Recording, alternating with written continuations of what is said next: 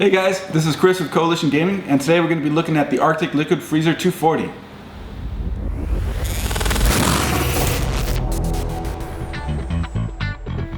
So the Arctic Liquid Freezer 240 is a 240 millimeter AIO, 240 as it's titled, and it's actually one of the nicer AIOs for the money that you could get.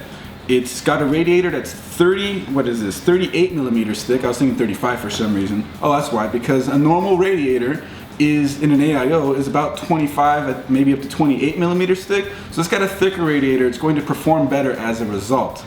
Another nice thing about this cooler is that it comes with 4 fans for a push-pull configuration. Push-pull configuration is really kind of you see that more or less with the full custom loop builds, but there are some AIOs that do that. There are some Corsairs and stuff, but at the price range of this guy, it's kind of unheard of. This was $83.99 on Amazon, so about 84 bucks, and you get a pretty solid unit. I've looked up some reviews on the 120 millimeter unit, and it cools apparently as right in the ballpark with the other standard size 240 millimeter units. That's pretty impressive. So then I wonder, how good does this 240 millimeter unit cool? Okay, so let's unbox this bad boy. Cool thing about the Arctic packaging is that it's smaller than your usual packaging. It even mentions that they're carbon neutral. I guess they're pretty concerned about staying green, which is great for that company and for the environment.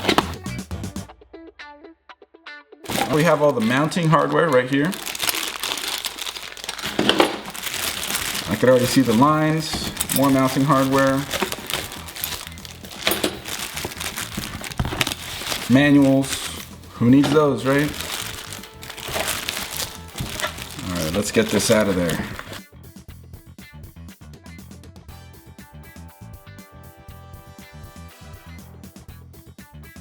You know, this is a bigger cold plate than I'm used to seeing.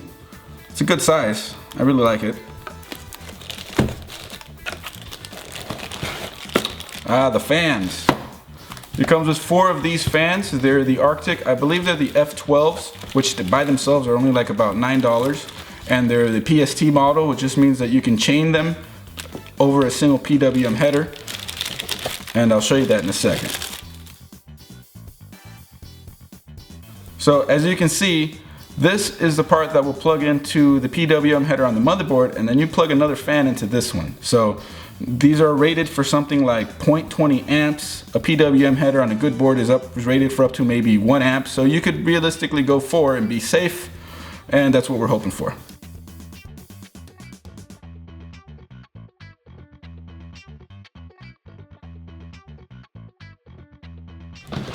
And here we have the radiator.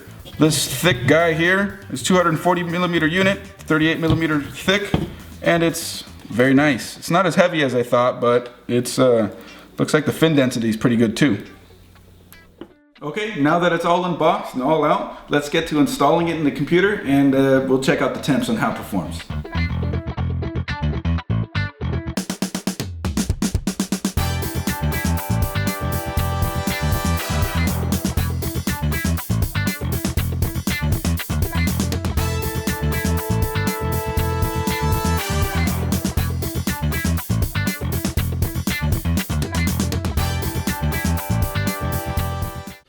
So the ambient temp in the room right now is about 77, thanks to this little guy telling me through my Ecobee thermostat. And I got Prime 95 blend underway.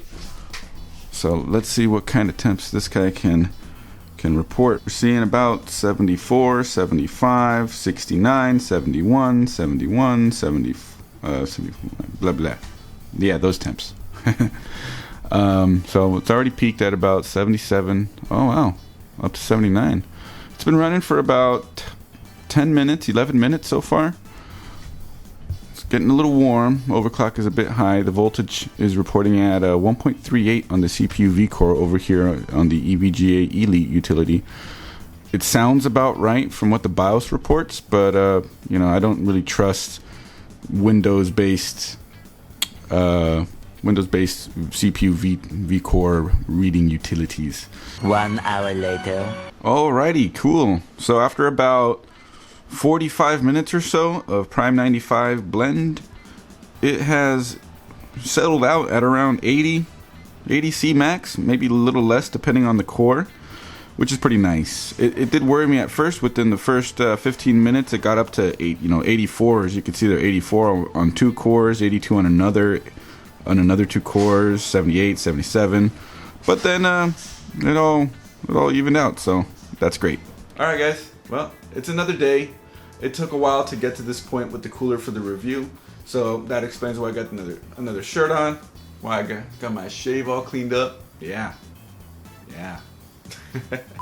So the cooler performed pretty good. Now, I don't really have a frame of reference for it, honestly, because I went straight away with it and straight into overclocking with it.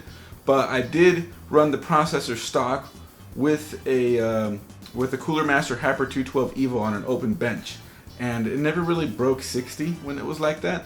So I was pretty happy with how well the Cooler Master handled it, but I figured there probably wasn't a lot of overclocking headroom on it. Maybe it could have gotten a little bit, but not a whole lot. But the Arctic, on the other hand, where as it stands, it gets into the sort of mid-high 80s on a few cores, floats around the low 80s on the rest of them, and that's under Prime 95 after a very long time. Well, a good enough chunk of time for at least the AIO to settle and to equalize all the temperatures and everything. But what I thought was interesting was that after about 15-ish minutes, the temperatures dropped. Rather, they didn't drop so much as they just went lower. They didn't go back as high as they did within that first 15 minutes. So I found that a little interesting on there. But that was good, because those first 15 minutes I was a bit worried that they would just keep climbing and climbing. But they climbed and climbed, hit a plateau, and went down and never got that high again. So once it settled all out, it was at around 80 degrees Celsius, which is really good. And, well, I mean, not really good, but it's a bit hot, but you're never going to get that hot doing normal everyday tasks with it, gaming or whatever the case. So it's a good example of how hot it can get. And when you go into using it like normal, then it'll probably be more into the mid 60s or up to maybe mid 70s, which is perfectly acceptable on this processor. 4.5 gigahertz, 1.394 volts, something like that. It's kind of a good chunk of voltage for it. This 130 watt processor was already sort of a high TDP, hotter running one to begin with, and we're overclocking it into almost probably, I don't know, maybe 200 watt territories. What might be pulling. It's a beast, but it's worth it with this processor. And this cooler, well, it's pretty good cooler too. I mean, it being a thicker radiator, having a push-pull configuration with the 4 fans, the 5th generation Asetek pump on there. Yeah, it's a nice setup overall, but the best part about it is that it's a 240 millimeter cooler for $83.99 on Amazon. At least at the time that I bought it. My most recent price check on it was $89.99, which is still a good price for a 240 millimeter unit, but even better considering how many fans it comes with and how you can actually daisy chain these fans together. You don't need to buy a separate PWM controller or whatever you might use in order to get all the fans hooked up right. I have a feeling though that it may perform better with actual dedicated static pressure fans. A little research on these fans show that they're less than 2 mmH2O on the pressure ratings, which it's better the higher you are, obviously. And in my Captain 240EX, they're rated a little bit over 3. Now they do spin a little higher, up to I think 1900 RPM, whereas these Arctic F12s on the Liquid Cooler 240 are rated for, I think they top out at about 1350 RPM. So they're optimized for keeping sound to a minimum, which it works out pretty well, especially since you have 4 fans. They don't have to crank up as high in order to get the same cooling capacity.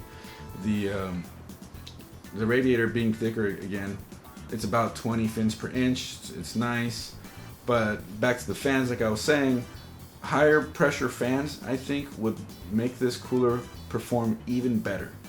So that's something to think about, something for the future. It is affordable enough to justify the purchase of better fans, so that's kind of nice. So honestly, to me, it gets a thumbs up. It's handling a higher draw processor at an overclock, kind of high voltage, and it's handling it just fine. I mean, it's not doing it awesomely, but it's not doing a terrible job either. It's handling just fine. It's about where I expected it to be. Great. So it gets a thumbs up from me, especially for the price. That one's actually a hard one to beat. The 120mm unit also has a thicker rad, and it's also push-pull with 2 fans, but it's not that much cheaper. It's when at the time that I bought them, it was only $10 cheaper, and right now it's probably maybe $15, $16, $17 cheaper. So if you can fit the 240, go for the 240. It's a better deal. Anyways, hope you enjoyed this video. This is Chris with Coalition Gaming. If you like this video, click that like button, click that thumbs down button. If you didn't like it, leave a comment. Let's talk about it. Subscribe for more. There's always more coming, and I'll see you guys in the next one.